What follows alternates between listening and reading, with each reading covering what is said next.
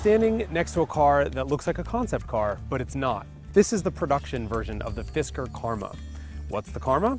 The Karma is a 4-passenger luxury sports sedan that is just gorgeous, let's be honest. There's no other word to describe it.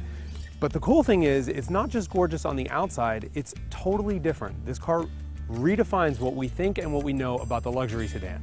We've heard that before, but this is the real deal. This is an electric car, and it's coming to a market near you in the next couple of months. Now, we have all types of different hybrid cars and electric cars coming out this year. We have things from the Nissan Leaf that's a pure electric, to the Chevy Volt that's kind of a hybrid but kind of an electric car, to things like a Prius that's a hybrid only. The big question is, what is it, right? Is this an electric car or whatever? Well, the answer is it's an electric vehicle with a range extender.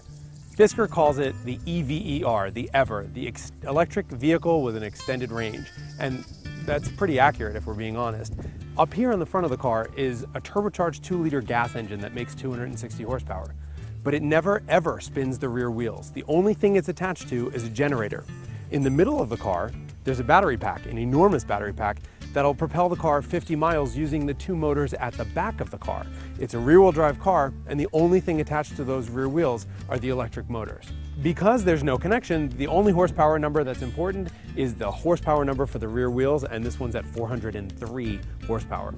Fisker won't tell us exactly how much the Karma weighs. We're guessing somewhere around 4,600 pounds, but it's enough to get this car to 60 in 5.9 seconds. So the question in our mind, of course, is how does it drive? Luckily, we were able to take it out on a test track to do a couple of hot laps. This is not really a substitute for a street drive, but what we did find is the Fisker Karma is really good. What Fisker's been able to do is concentrate a lot of the car's weight in the center of the car down very low.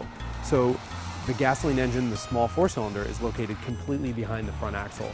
And the battery pack is mounted very low in a center tunnel the whole way down.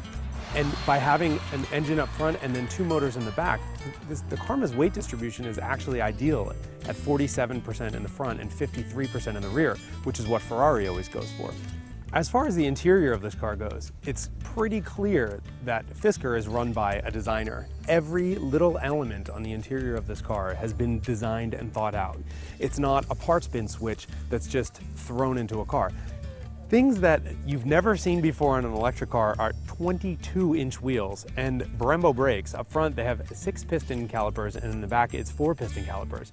And that should let you know that this car is not exactly a dorky golf cart mobile. So the one thing you can't get with a Karma is a sunroof. Big deal, because what you do get is a solar roof. Now, the solar panel roof isn't exactly going to give you 50 miles of range or let you drive all day by generating electricity. But what it can do is, over time, generate small amounts of electricity to help propel the car.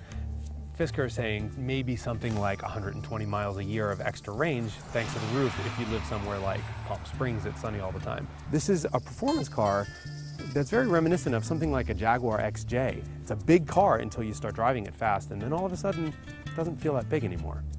As it turns out, I'm so impressed with the way this Karma drives and looks and does everything that I can't find an answer to this question.